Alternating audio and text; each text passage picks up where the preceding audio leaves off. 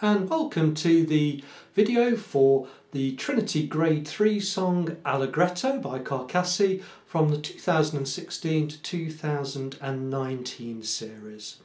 A lovely little song this. We're going to be playing some nice chord shapes, nice bouncy rhythm, a nice kind of dance song to feel to it. Really one thing to mention before you start is just preparing how to play some of these chords. We'll see in the second bar we're going to be playing a C, a low C, and then a high C there.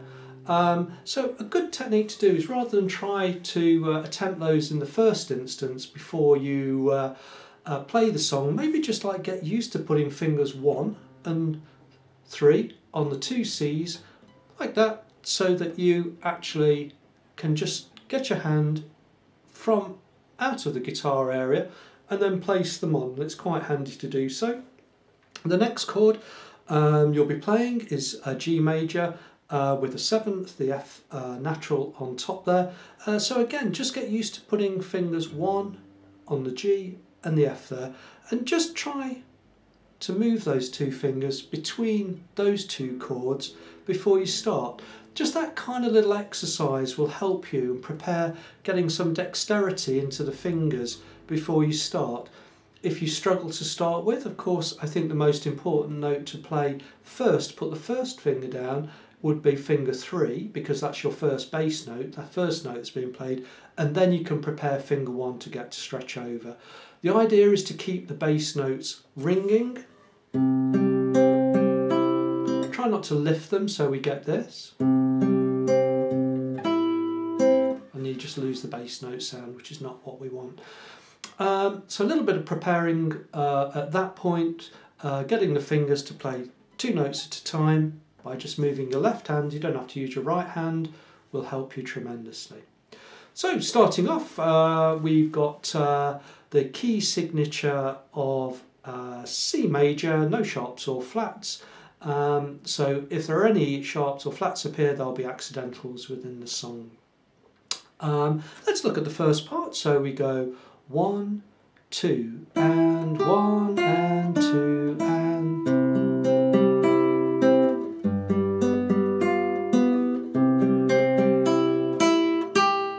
I'll stop there. So those rhythms, those semi-quaver rhythms, we start off with 1 and 2 and 1A and a 2 and 1A and a 2 and 1A and a 2 and. So as long as you can kind of count that, or tap it, that's certainly going to help you. There are different ways of counting them. You could just say semi-quaver, quaver, semi-quaver, quaver, and things like that will just help you. If you can get that rhythm in your head, then that's certainly going to help. Again, I'll play through. You could see that I was keeping my bass notes held down to give a much fuller sound in the bass there. I'll play the first 2 lines now. 1, 2, and semi-quaver, semi-quaver, 1A and a 2 and you can see, using the various methods of counting, it enables me to keep in time. So I think the only other thing I can say is really for the C major chord, remember you're playing thumb for C on string 5, index, it's the same actually when you play the G major chord, index plays string 3, middle plays string 2, C, we're back to index, ring finger plays string 1, middle play string 2, and keep that finger pattern going of IMA on 3, 2, 1 will really help you keep the fingerings in the correct order.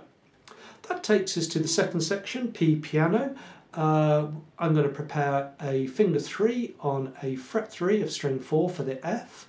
Index finger is going to play string 3 for the G, and then thumb and middle B and G. Index again, then A and C, E and C, So I'm making sure that thumb plays 4, index plays 3, middle plays 2. That's the important part here, and this will keep the rhythm of the song nice and even, as the fingers are not trying to work out what they're doing. They know what they're doing now, and we're playing lots of these G's with the index finger on the offbeat. So we could call that a pedal tone or a pedal note, which is playing on the ands or the offbeats of the song, which is quite a nice effect. So, preparing finger 3 again, I'll play the first line 3 there, the first line of this section.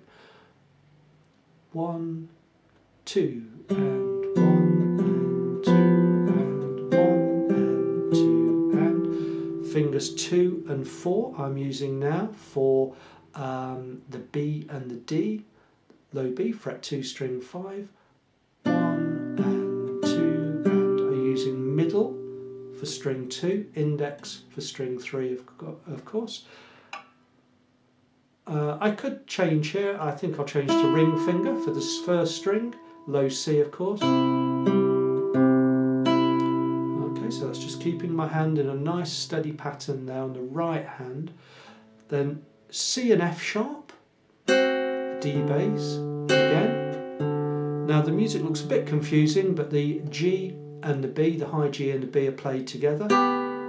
Thumb plays string 3 bass, B, E, and then the 2 A's, 2 D's, sorry. Okay, so that's keeping everything in time. So I'm going to play from the end of line 3 into line 4.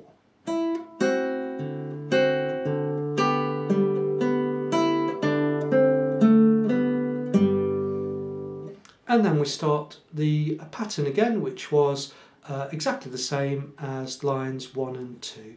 So we get hold the bass notes,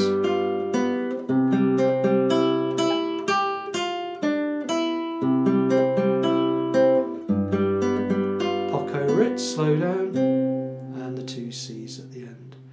So we can see really from this piece it's learning how to count semiquavers, that 1 and a 2 and, that will help you through, keeping a very clear pattern of thumb and right hand fingers across specific strings to help you, so your fingers know which string they're playing. Don't try to keep crossing your fingers, it won't help you. And just enjoy the song with the dynamics. So I hope you have fun playing Allegretto.